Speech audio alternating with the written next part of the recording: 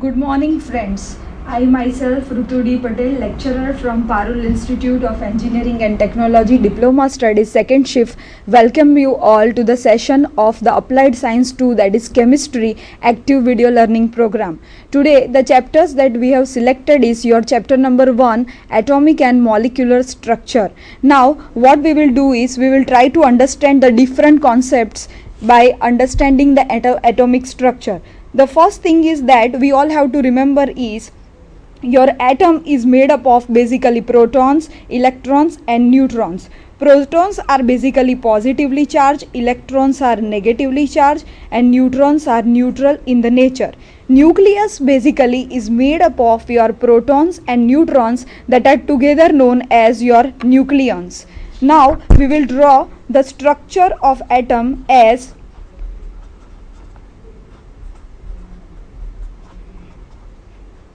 we have a nucleus around which there are different orbits. Electrons are revolving into this circular path and protons and neutrons are basically the members of this nucleus and they together are known as your nucleons. Now the next thing that we are able to understand the concept of your atomic mass and your atomic number. Now let us take one example to understand this. Like I have a uranium atom that is having 238 and 92 numbers. Now let us try to understand what are these two numbers. This number on the right hand side on the top, that is your atomic mass, and this number on the left hand side bottom is your atomic number.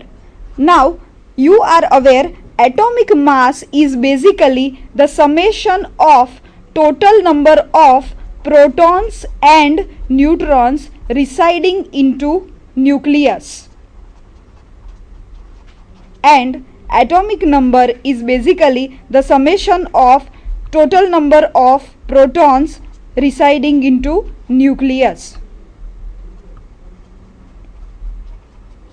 Now suppose if we want to find out how many neutrons are there in this uranium 23892 atom, then what we will do is basically we will first write down the number like this: atomic mass is equal to 238, then your atomic number is equal to your 92.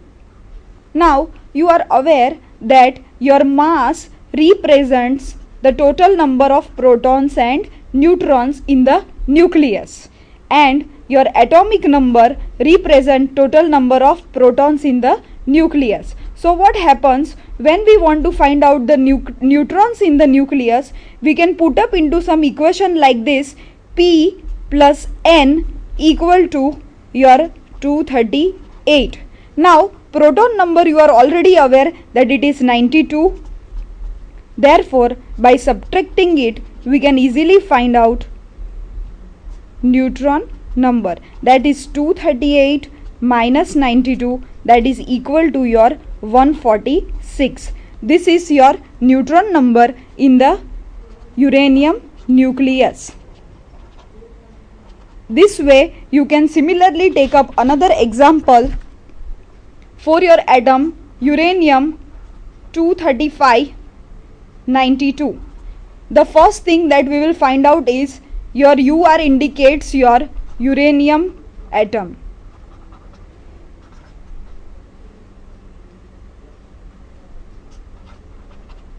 Your 235 indicates atomic mass. Your 92 indicates atomic number. Now same way we will put up your atomic mass is going to indicate total number of protons and neutrons present into nucleus, and your atomic number will indicate total number of protons present into nucleus. Therefore again we can form a equation that is P plus N equal to your 235 and Your proton number is given, that is 92, and neutron can be found out similarly by subtracting the number.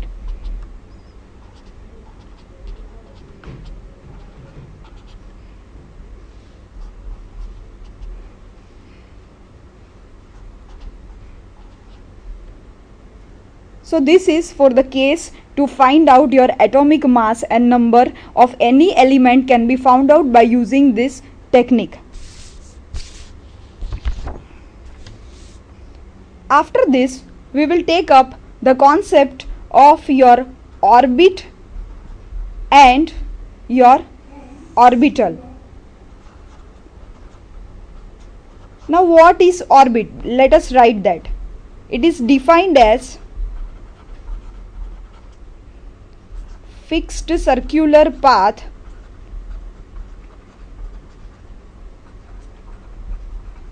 around the nucleus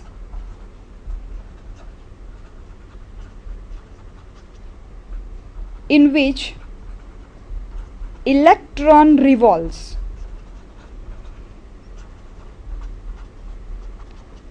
So what happens? Your orbit is a fixed circular path around the nucleus in which your electron is basically revolving. But when we talk of the orbital, it is three-dimensional space in which probability of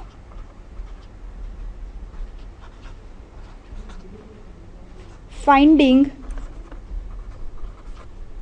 electron is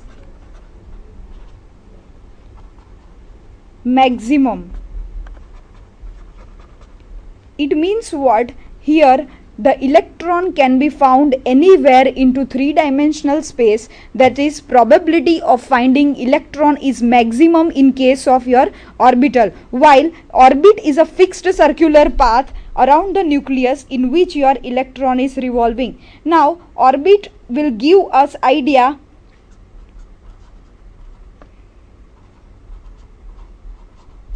about motion of electron, but it will not give us idea about motion of electron, as electron is revolving in the three-dimensional space anywhere.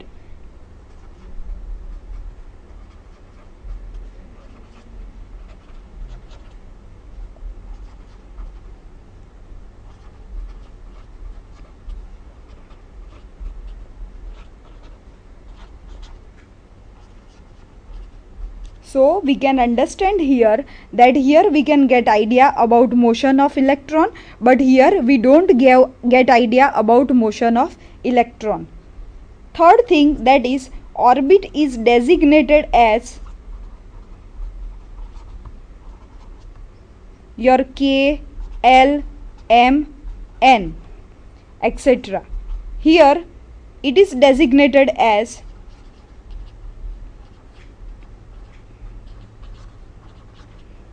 S, P, D and F. Here, so once again we will try to understand three differences, that is orbit is defined as a fixed circular path around the nucleus in which electron is basically revolving, while orbital is a three-dimensional space in which probability of finding electron is maximum. Here idea about the motion of electron can be obtained, idea about the motion of electron cannot be obtained. It is designated as K, L, M, N, it is designated as S, P, D and F. The fourth point that we can think is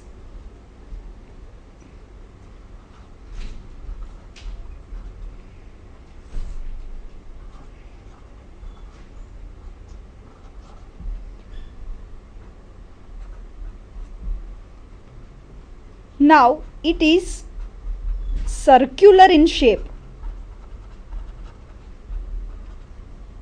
but here it is available in variety of shapes like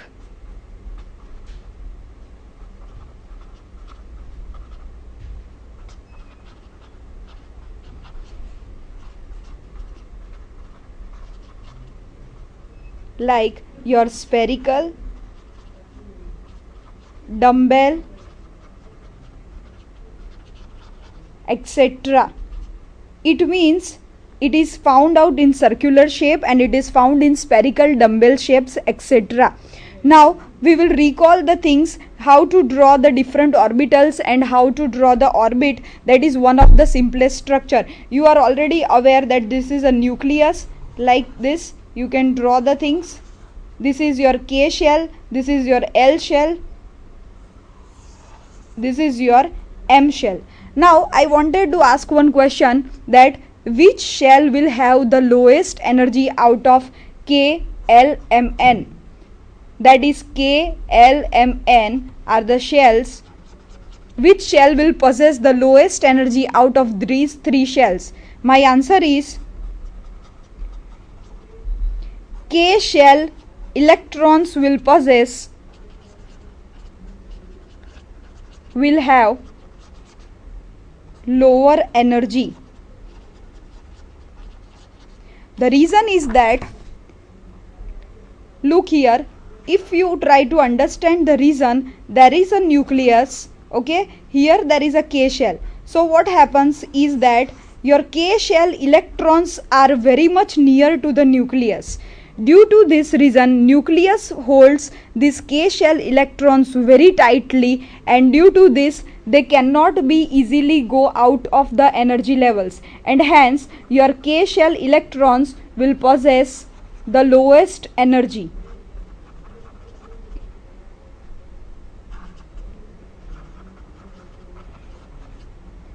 Because electrons are very close to the nucleus. And gradually you can write down the energy order.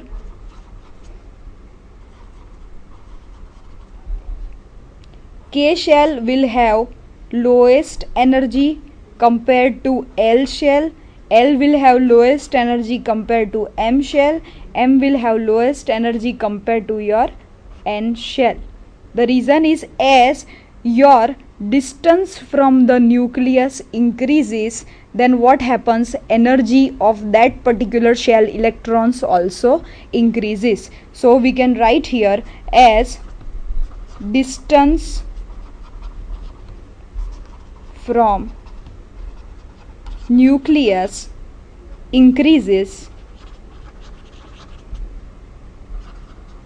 energy of that particular shell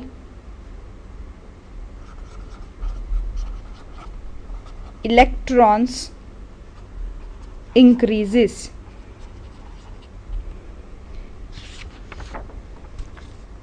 Now we will understand the concepts of the atomic number, and after that we will try to follow the quantum number in continuation to that.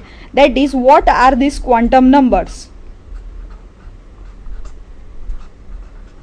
Let us try to understand the concept of your quantum numbers. Quantum numbers are basically useful to identify the different types of orbitals, their distance of the electron from the nucleus, and other properties. Like we have to understand the types. What are the four types of the quantum number? Basically there are, first is your principal quantum number, second is your angular quantum number, or you can say it is azimuthal quantum number, third is your magnetic quantum number, fourth is your spin quantum number. Now this principal quantum number basically gives you idea about distance of electron from the nucleus, Angular quantum number and magnetic quantum number will help us to understand the shapes of orbitals and orientation of the electron into this orbital. Spin quantum number will give us idea whether that electron is arranged in parallel position or anti-parallel position into that particular orbit. Now let us try to understand the denotation. Your principal quantum number is basically denoted as small n. Angular or azimuthal quantum number is denoted as small l. Magnetic quantum number is denoted as small m. Spin quantum number is denoted as small s. I repeat, principal quantum number is denoted as small n, angular quantum number is denoted as small l, magnetic quantum number is denoted as small m, and spin quantum number is denoted as small s. Now we will try to understand the relation of quantum numbers with different types of the orbitals. That is, we will take up the cases to calculate quantum number for all the orbitals. Your relation that you have to remember is, for given value of n,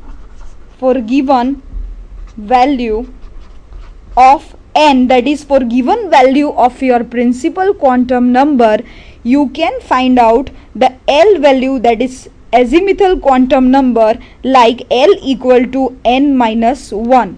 Then from L you can find out magnetic quantum number, that will take up the value from plus L to minus L, and the spin quantum number can take up only two values, that is your plus half and minus half. Either of two values it can take up. Once again I am repeating, the relation between different quantum numbers is given as for the given value of the principal quantum number, your angular quantum number can be calculated as principal quantum number minus 1.